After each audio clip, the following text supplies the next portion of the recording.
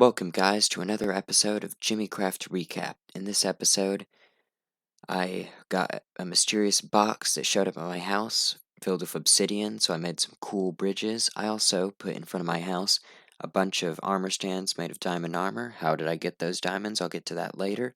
I made a cool storage room where I can sort out all my stuff and keep everything organized. Everything's labeled. It's super great. It also has a food dispenser where you just walk up to it, press a button, and then boom, it spits out the food you want. I also figured out a cool way to mine using a rare space anchor that instantaneously mines anything within a 10 block radius.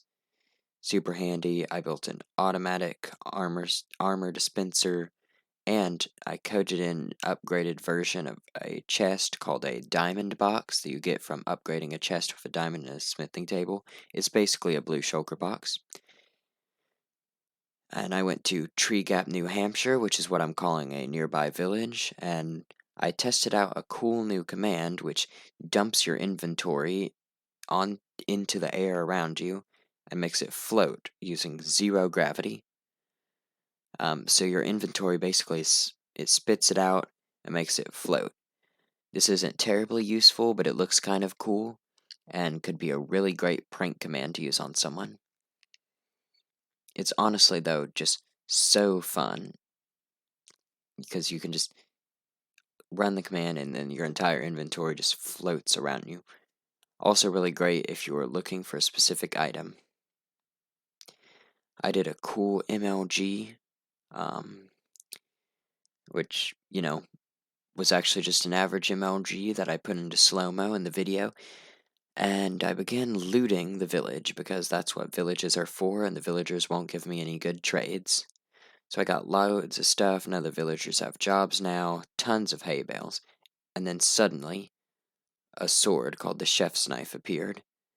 If you hit an animal with this sword, the animal instantly dies, and it drops way more meat than usual, and it cooks it. With this newfound power, I saw only one reasonable possibility: start a restaurant. I began construction on the restaurant in a empty space near my house that I had cleared out, and it is made of dark oak planks. It's a rather plain design, but still looks really great. It took forever to complete this build because it's so big, but it looks really great. So after completing the exterior, I put some tables in. There's a bunch of small two-person tables. It has torch lighting for now. I might switch that out later. I then began building a redstone mechanism for dispensing food.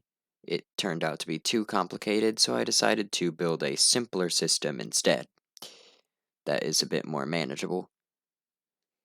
And yeah, I then designed a menu for the restaurant that I inserted into the world using the Image Maps plugin. It's actually a PNG image, and I called my restaurant The Buffet. So I have a really cool thing with buttons, and all you have to do is press the right button, and then food just drops from the ceiling right in front of you. It's a awesome looking restaurant. I'm probably going to charge a subscription fee of like 1 diamond per week, and it'll be like an all-you-can-eat buffet, something like that. And it just looks absolutely amazing. There's a bunch of little tables and then one big table. It's got cool lighting, the cool menu, food machine. Using the chef's knife, I can get large amounts of meat, except that it is very fragile and will need to be repaired constantly, or else it will break and it will be gone forever. But yeah, the restaurant is open for business and it looks great. Anyway, thank you for tuning in to JimmyCraft Recap. Like and subscribe. Subscribe to the YouTube channel. Follow the podcast. We're on Spotify, Apple Podcasts. Check out the live streams if you have loads of time and don't get bored. But until next time, thanks for tuning in to JimmyCraft Recap. Bye.